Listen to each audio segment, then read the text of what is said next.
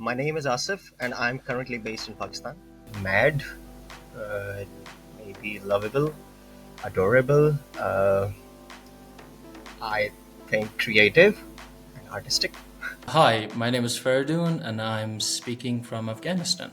As an extrovert introvert, I'm really an introvert when it comes to people I don't know, but once I know people, I'm really an extrovert. Hi, my name is Maruf, and I am currently based in the Bay Area, California. Funny, creative, and nerdy.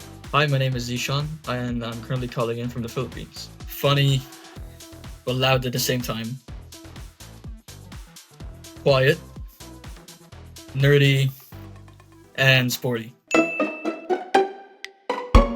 Who here is a late night snacker?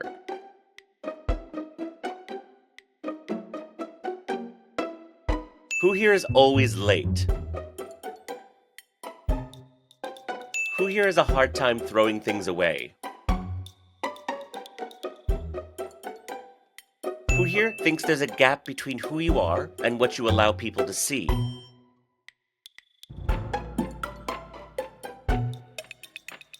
Who here spends too much time on screens? Who here would say they are artistic? Who would say they're analytical?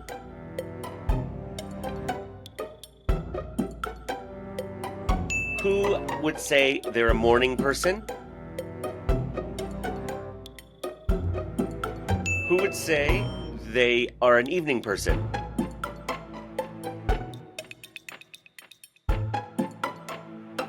Who has a hard time asking for help? Who thinks they work too much? Who could be better about saving money? Who grew up feeling different than those around you? Who sings in the shower?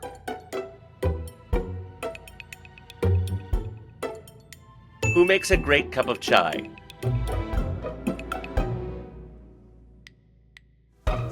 If you could have this cup of chai with any personal hero alive today, who would it be? I had the chance of having cup of tea on top of a mountain in the Pamirs. I think that would have been Pir Nasser Khosraw. Because I have so many questions for him, which I can't sometimes can't find through his writing from his books or from his poetries. One of the things that I would like to ask him uh, what he thinks about music. Right, so I'm a big rocket fan. So if I were to sit down with somebody, it would be Elon Musk. Well, sometimes I think a lot about what happens next for the human civilization. Like what happens in a couple of years. Has anybody else sat down and thought about how we're going to potentially move outside the Earth, figure out how to, expand the civilization we have outside to perhaps lengthen the amount of time we have alive as a civilization? So all of these questions come into my mind, and as I see him have this vision, I like to sit down with him and talk to him about the same vision that I also share. So it'll be interesting. One is Socrates because of his philosophical ideas, I guess, and I actually came across in the memoir of Aga Khan, basically, where Maulana Sultan Muhammad Shah says on the first page, I believe, or in the introduction, that Socrates was a prophet. So I always wonder that when the Republic was written, it was written by Plato, of course, but he mentions that this is not a book by me, but Socrates is writing. So the same kind of relation Rumi had with Shams Tabriz, the same kind of relation the other disciples with their tutor or gurus. So yeah, he inspires me basically uh, to learn more about this world and the next. Well, I think that's a very hard question to answer because there are a lot of people. If it were possible, of course, it would be my, our 49th Imam. I mean, just to be with him in the same room once, would be very nice. I mean, my family was there when he paid a visit, you could say, but I mean, I wasn't there at that time, so I mean, that would be very nice. But outside of that sphere, I should say, I mean, I do have another person whom I just really admire a lot. Her name is Taylor Swift. She's an American singer songwriter. So I really would love to spend a day with her as well. Just ask her about her songwriting process, how she does that, how she writes those lyrics. The lyrics that just move the world, you could say. I mean, for those who do listen for lyrics, not just for beats. I mean, When it comes to mental health, what specific struggles do you think that men have when it comes to mental health? So mental health. I think like we should all know that it's not just about men. It's not just about women. It's not any gender, to be honest. It's everyone. Like if you're a person living in the 21st century, or even before, maybe, but we didn't know that you had mental health issues, you could say, but and you still do. But for men specifically, like you could say. Um, just living or trying to live to that image that society has drawn for you, like without even knowing. Like if you're living, especially in here, like Afghanistan, like in here, when you think of men, when you say men, people think something else. They have an image of this big guy with no issues, no crying. Like that's something that everyone should know. No crying at all. Um, just being like an immovable object, like a mountain that others could rely on, but you yourself are not relying on anything. So I think that sense of toxic masculinity, that you're alone, you're just gonna be there for everyone, but others are not going to be there for you, and you should accept that, and you should be happy for that. I think that is something that men face every single day, but especially more where I am. I mean, I just experienced it that way, but I think it's bad to assume that others don't. I mean, maybe in other countries they do as well, feel that way, I should say. Yeah, I think especially when it comes to I mean, there's a feeling I have that it's really really troublesome when it comes to like communicate. You cannot really communicate with people surrounding you because the culture or society where you live, especially like in Pakistan, if you take an example, if I tell someone like I have a huge friend circle here. So if I'm the one who is strong in that circle, and if I am the one in my family who is taking care of my family, not as a head, but like a elder sibling, so I cannot really tell my family or friends that, oh okay, I have a problem, this kind of problem or that kind of problem, I have an issue.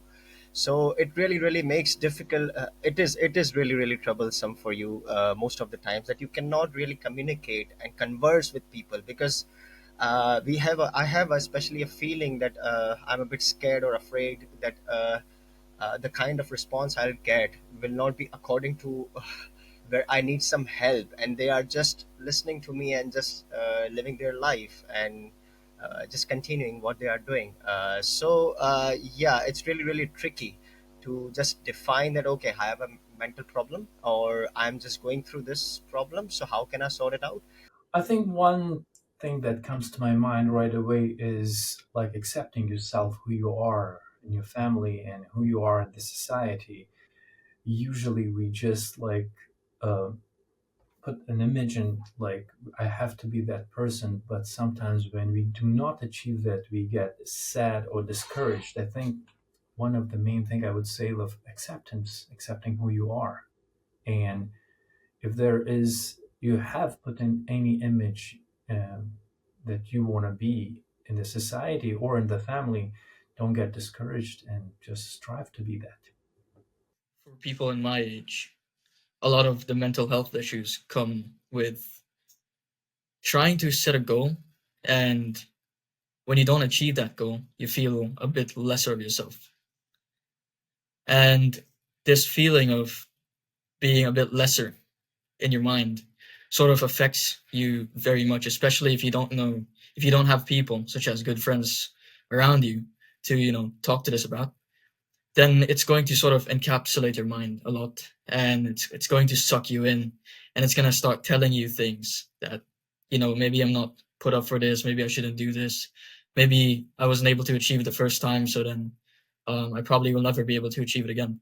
So I feel like this, as men, we're very goal oriented, and if we can't achieve this certain goal that we have, we sort of feel less about ourselves. And as a younger man, I feel like I still have to learn a lot about how to manage these feelings of sometimes not being able to achieve certain things that I want to achieve.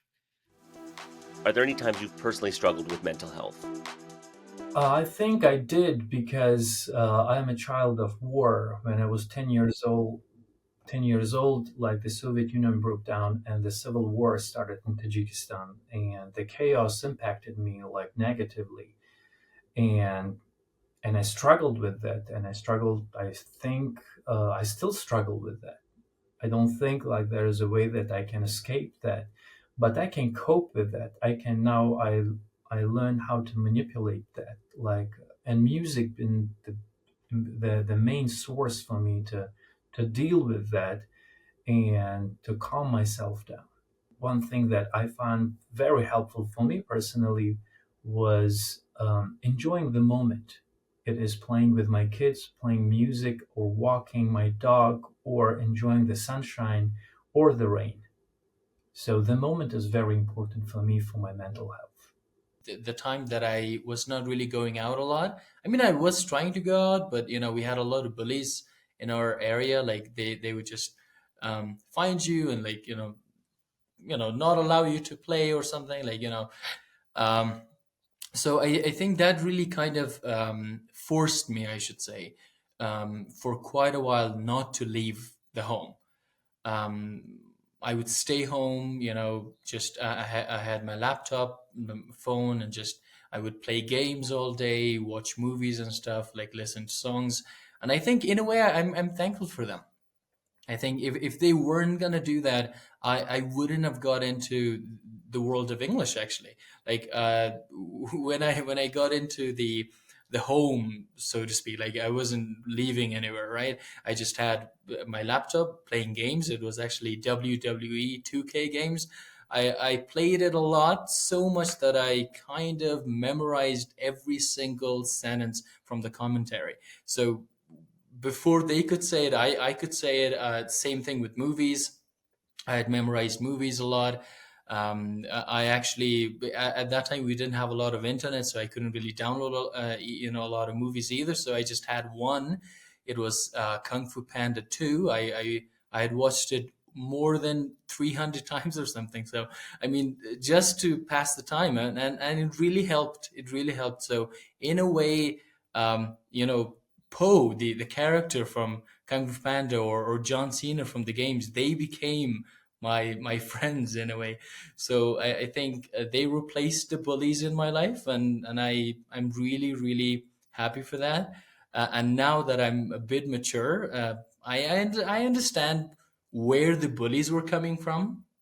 So in a way, I understand their side as well. That yeah, pick on the little kid, maybe a little fun, but I mean, the point is that we should be always there to understand.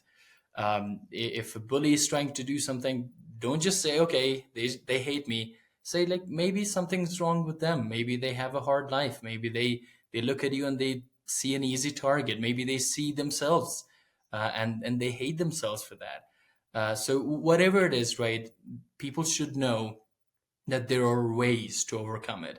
Well, when I was 16, I moved out on my own. So I started living on my own at 16. And that brought a lot of different kinds of mental challenges to myself, especially the feeling of isolation, perhaps also the feeling of loneliness to some degree. And instead of looking at it at a defeatist point of view, though, after a couple of weeks of going through it, I changed the way I looked at it. And I told myself that all the challenges I'm going through during that current time, um, it's going to teach me a lot in the future. And it's certainly going to mature my mind as I go forward. And now that I'm 18 and I look back at it, this is why I always advocate perspective. It's all about how you look at things. If you look at it in a defeatist mindset, then you're gonna feel like you're at the bottom of the world. But then if you look at it at a mindset where this current challenge I'm facing could teach me a lot of things that other people may not have access to, then it's going to motivate you to go further and to do more with what you currently have with yourself. I don't believe I have gone through it personally, but I would definitely state something here that sometimes what I feel that if I am trying to achieve something to its best, even though I'm almost close to something that okay, yeah, this is going to happen. I have planned everything, and this will go according to what I am planning. But still, like ultimately, I realize every time, oh, okay, I haven't achieved it much enough. So I don't know whether it's a problem with me or that's usual for everyone. But yeah, I think sometimes it's not that I'm in a mode where I'm really sad or not feeling good, but it's just that oh, I had to achieve it, but I couldn't next time. But again, it's the same thing like continues. What do you strive for when it comes to your mental health? To peace, mainly. Like, and as I said earlier, like to enjoy the moment, because that moment is a gift itself, right? So, because that minute that is the moment or that hour I have, that will never be again like the same hour, the next hour.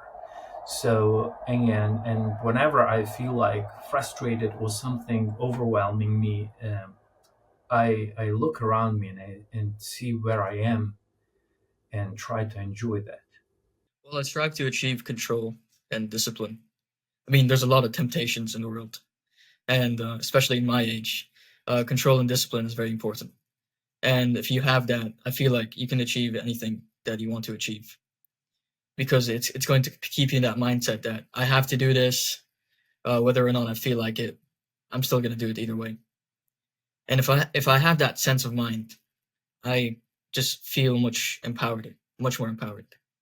I strive to create more, basically. Uh, I go into a mode where I can create and tell myself, oh, okay, at the end of the day, I'm the person who loves creativity. So let's explore, let's discover, and yeah, uh, more important than that is I go to my mom and hug her.